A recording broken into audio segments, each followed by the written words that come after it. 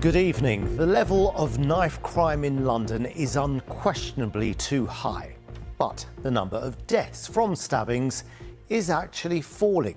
Well, the Home Office says it's committed to going further to halve knife crime in a decade.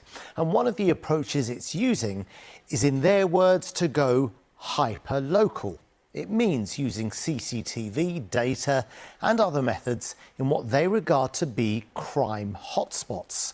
Our Home Affairs correspondent Sonia Jessup reports from one of those hotspots in South London.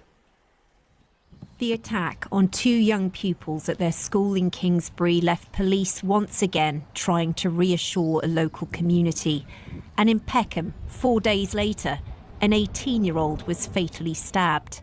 Knife crime has been falling in London, but in some areas it's proving harder to fight, with many challenges.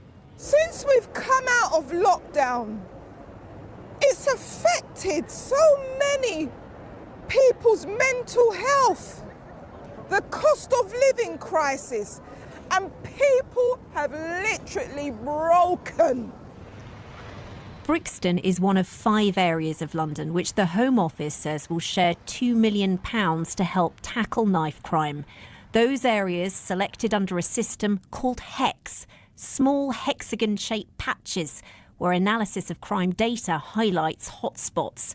Police, local councils and other community groups will be asked to decide what the solutions are. We can use critical thinking and problem-solving tactics to understand what forms up the ecosystem that supports knife crime in this area, so we can dismantle that ecosystem. We know that around 60% of all the weapons that we find in the public space are found in St Matthew's Churchyard exclusively. So in this churchyard, the council says CCTV and lighting is being improved, and in Windrush Square, they're trialling having what they call a safe hub on key evenings where people can drop in. For Pastor Lorraine Jones-Burrell, whose son Dwayne was fatally stabbed, it's an important step. It's been 12 years that my son was killed by knife crime. And this is the first time that I can truly say that an answered prayer is answered. We've been crying for safe hubs for Lambeth for decades. But at a time when the Met Police warns its force is shrinking, how much impact can such changes make? They're losing officers, they're facing a £260 million funding gap. There's a huge concern about whether they have the resources to tackle this. Well, the last 2 budgets that we've had in this government have seen a £2 billion increase in funding for police. Every part of the country has had an increase in funding, including the Met. Now, are there challenges? Of course there are. Would we all like there to be more money? Of course we would. So the key here is to try and be effective with the money that we've got. There are some who call for tougher measures. The Conservatives have previously said they'd triple the use of stop and search in high crime areas. If it works, we should all embrace it. I do have my doubts, though. I do think there are other ways of spending £2 million. And I would certainly say visibility of police on the streets is far more important. Teen homicide is at its lowest in more than a decade. But behind those figures are young lives lost to violence. Sonia Jessup, BBC London. It's been confirmed that dozens of beautiful swans in London's docklands have died due to an outbreak of bird flu. The Department for Environment has confirmed the cause of death. According to some, at least 50 swans have been recovered from West India and Millwall docks this week alone. Thomas McGill has been seeing what's being done to help. Being returned to the water fit and healthy, these swans have spent the past few weeks in quarantine. When a bird comes in, if we can't find any bird flu symptoms, we have to isolate that bird and put it in quarantine. These birds that we've put out today have been in quarantine for about 3 weeks. No symptoms still, so happily we can put them out. Isolating any birds brought here to the South Essex Wildlife Hospital is necessary to prevent the spread of disease like bird flu. In recent weeks, Sue says she's seen birds with symptoms brought in from far and wide. We've had symptomatic birds from a huge area, right over Essex, along the coastline, Burnham on Crouch, down at Raynham, down in London. And it used to be a more coastal concern, but now, as it's in the middle of London, that's really worrying. So far, over 70 dead swans and other birds have been recovered from the docks around Canary Wharf in the last week. And today, DEFRA, who have been carrying out tests on some of the dead swans, have confirmed an outbreak of avian flu among the flock in East London. It's a worrying development that vets have come across before, which is why strict precautions like disinfecting feet for visitors have been implemented along with other measures. Is it the same area like last time? All birds brought to the hospital are triaged here in the car park by vets before going any further. It's yet another move experts hope will help reduce the spread of illness, not just among swans, but other birds that could have wider implications. For us, it's important to do any possible prevention to not to spread it, but also for commercial farms like chicken farms it's a big deal, because if the disease gets into the farms, they unfortunately have to eradicate their livelihood. The Canal and River Trust say they're expecting even more swan deaths this weekend around the docks in Canary Wharf, and they're advising visitors to all their waterways not to feed, touch or approach the birds for now, and help bring this latest outbreak under control. Thomas McGill, BBC London. Well, time now to take a brief look at other stories making the news today. A 13-year-old boy who allegedly stabbed 2 boys in the neck and squirted another with insect spray at a school in Brent has appeared in court. It happened at Kingsbury High School early this month. The boy, who can't be named for legal reasons, appeared at the Old Bailey. His trial will be in November. Tube drivers who are members of the RMT union have voted in favour of strike action to oppose the introduction of a 4-day week. Transport for London says the change will be voluntary with no reduction in contractual hours. No date has been set for any strikes. Now, you might be aware that we've been looking at issues around recycling and waste on the programme this week. It's certainly got a big response from viewers, I can tell you, and one of the things you've been telling us about is fly tipping and the rubbish you see dumped around the capital. So our environment correspondent Tom Edwards has been looking into it. In Epping, right next to the M25, a huge illegal fly tipping site, covering acres and used for dumping rubbish for over a year. The Environment Agency has arrested 2 people and blocked the site, but the illegal fly tipping will probably carry on elsewhere. We have no idea what's in there, but there's at least tens of thousands, maybe up to 100,000 tonnes of completely illegal waste dumped in there. No one's even monitoring it, and they only just put the blocks in to shut it down a few days ago. So until a few days ago, this was still an open site. People were still dumping here.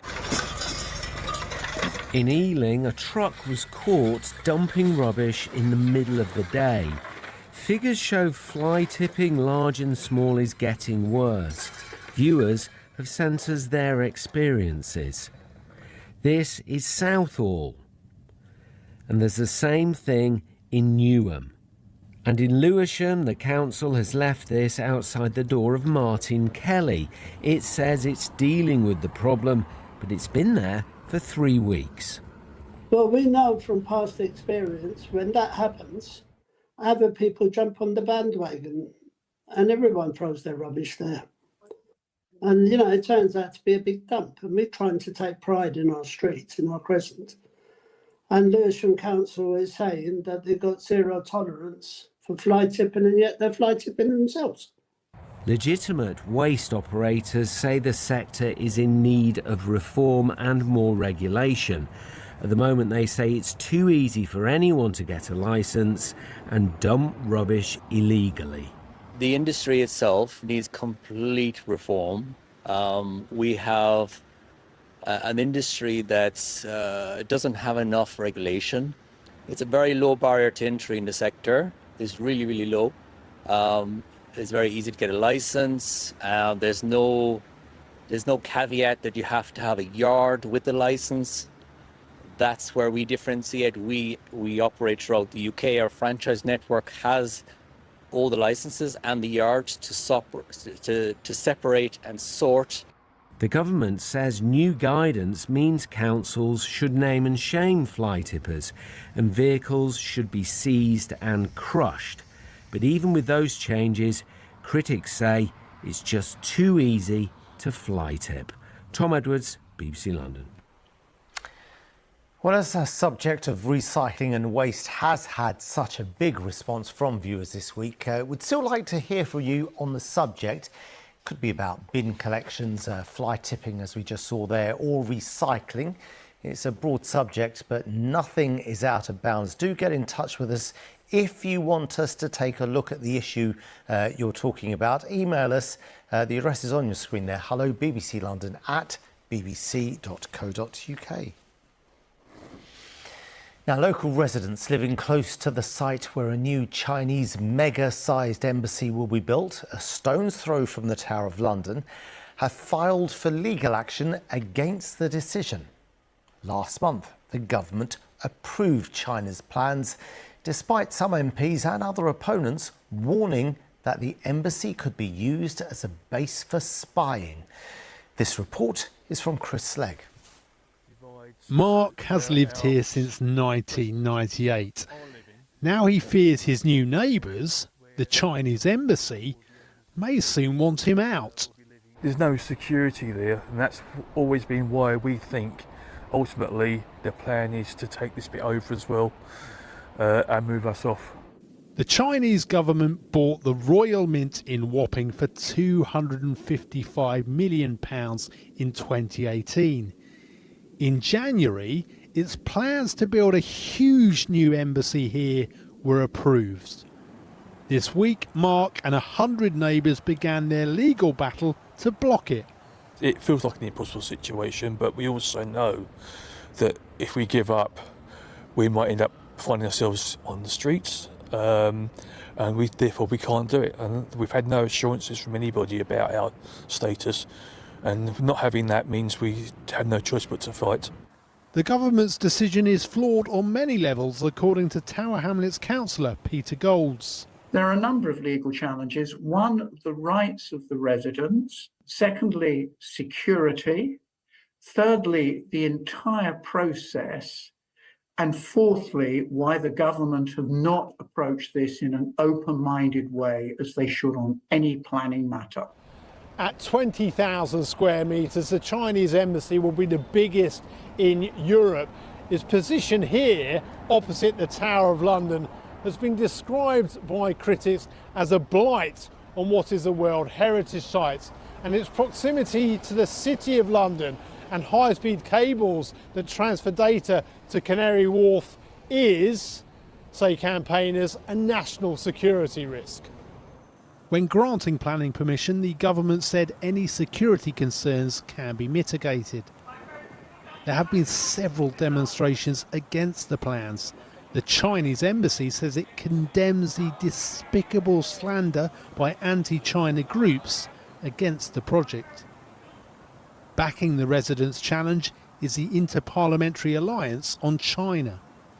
It could be the case that since Boris Johnson gave it what's called diplomatic consent in 2018, that this has been effectively diplomatic China, which would mean that everything that's followed that has dubious legal weight. So that's one ground for the judicial review. It'll be interesting to see how that plays out. With its decision subject to legal action, the government says it's inappropriate to comment. For the residents, the future remains uncertain. Chris Slegg, BBC London. Well, the time now is 6:46, still to come on BBC London this evening. New trains for the Piccadilly line expected in the second half of this year are now delayed. I'll have the very latest. And tracing back to where it all began for Dame Tracy Emin as the artist's new show opens in London.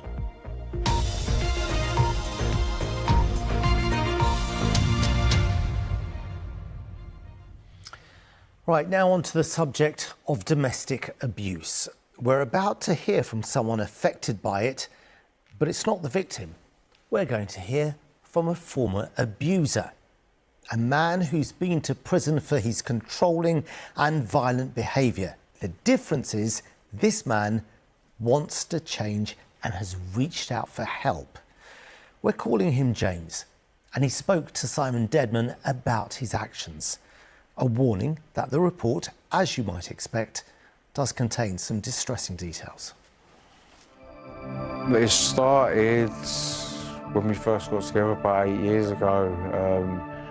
The arguments got more and more intense and it led to violence. The last incident that happened, I was sent to prison because of it. James spent 12 weeks in prison. This was his turning point.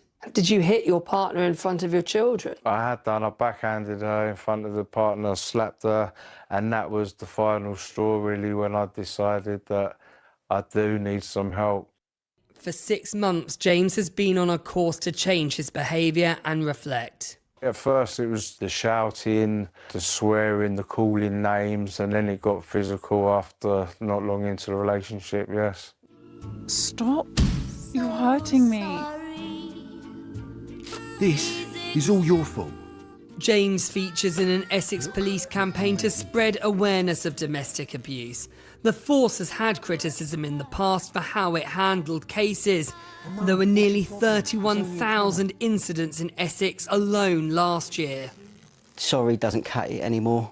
Sorry's not enough. We want people to step up, reflect on their behaviour and actually take personal responsibility. You might not recognise it as domestic abuse, but it is. If you're gaslighting your partner, if you're committing financial abuse, if you're controlling their every move and monitoring what they're doing and isolating them and stopping them from going out, then you are a domestic abuser. Okay, you are a domestic abuser. So you need to reflect on that and stop it. Because if your partner calls us or a member of your family calls us, Essex Police will take that report and we will arrest you.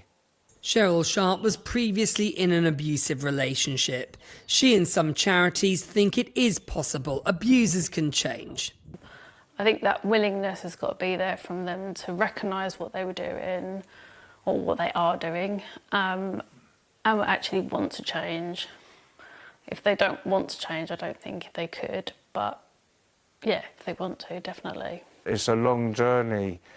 It's a bit like being addicted to drink or drugs. There's a process you've got to go through. Like, it's not just you do a course and you're fixed. Because I could say to her sorry now and it'd be like the 8 years of saying sorry that I gave her before.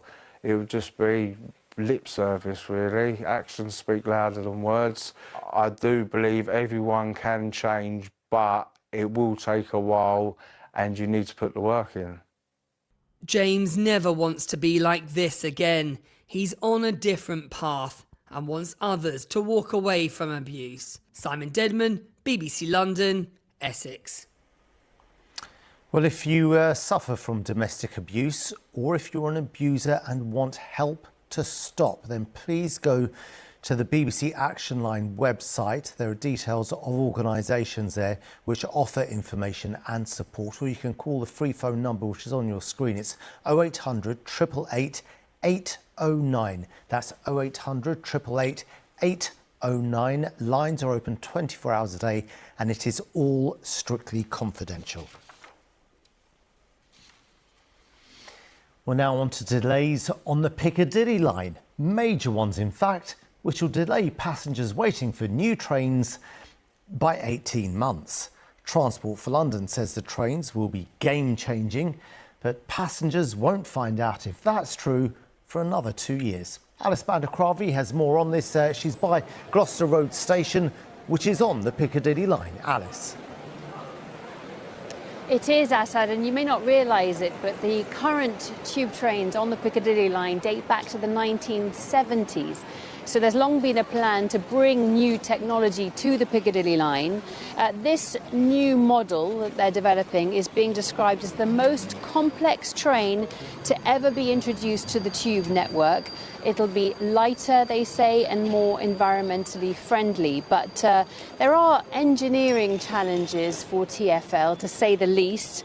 The Piccadilly line is one of the longest and deepest tube lines, and some parts of the line are around 120 years old. So it's complex bringing this new technology into aging infrastructure. So let's talk about the timeline then. The first trains had originally been expected to enter service at the end of last year, the end of 2025. That was then delayed to the second half of 2026. Now the trains have been delayed again and can be expected at some point between December 2026 and June 2027. And there's the issue of the eye-watering budget, which TfL says has gone up 409 million to 3.4 billion pounds.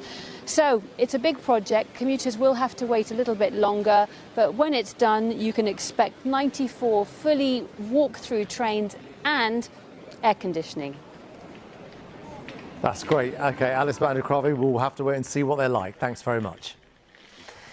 Now, this weekend, there are some great football matches which BBC Radio London will be across as we approach the final third of the season.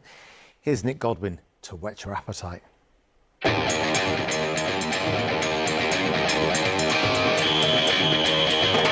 It is another huge weekend of football on BBC Radio London. We start at 2 o'clock tomorrow and you'll be able to hear commentary of West Ham's trip to Liverpool on 94.9 FM and on BBC Sounds. Meanwhile, on DAB Digital Radio, Millwall go to Preston. Then on Sunday from 1:30 on Digital Radio, there will be commentary of Fulham against Tottenham, and you'll be able to listen to that game and the match between Manchester United and Crystal Palace at the same time on the BBC Sport website.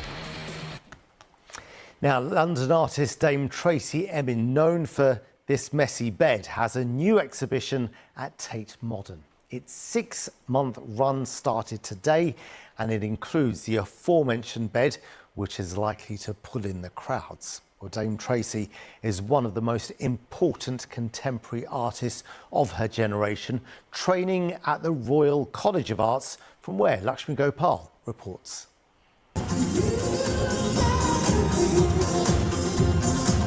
A celebration of Dame Tracy Emin's 40 years of unapologetically raw and personal work, including that famous unmade bed, reflecting her journey as an artist, one that was forged at the Royal College of Art. This is the print hall at the RCA, where you will see students working with the same techniques and materials and even presses that Tracy Emin herself would have been using when she was with us as a student almost 40 years ago. It was here at the RCA that she learnt to paint, but after graduating in 1989, had something of a destructive approach.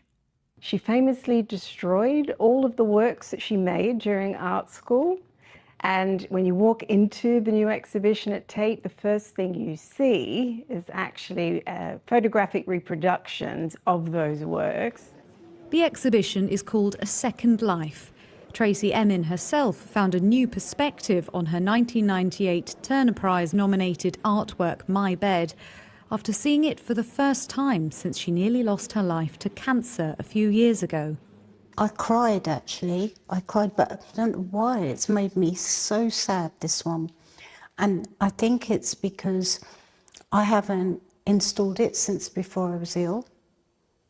And so much has happened to me since I last saw those things that it actually resonated with me so much, holding the things, like 30 years of this. The whole thing just struck me as being like a time of really deep time capsule of a part of my life. Yet 30 long years ago, the dishevelled, debaucherous bedroom scene with scattered cigarettes and underwear caused a bit of a stir. My bed caused shockwaves through art history, but also in the public mind, because it was so frank about ordinary life. This wasn't an elevated and esoteric subject. It's a bed. We all sleep in a bed. It's full of the material of daily life. And this frankness is credited for her success and for inspiring others.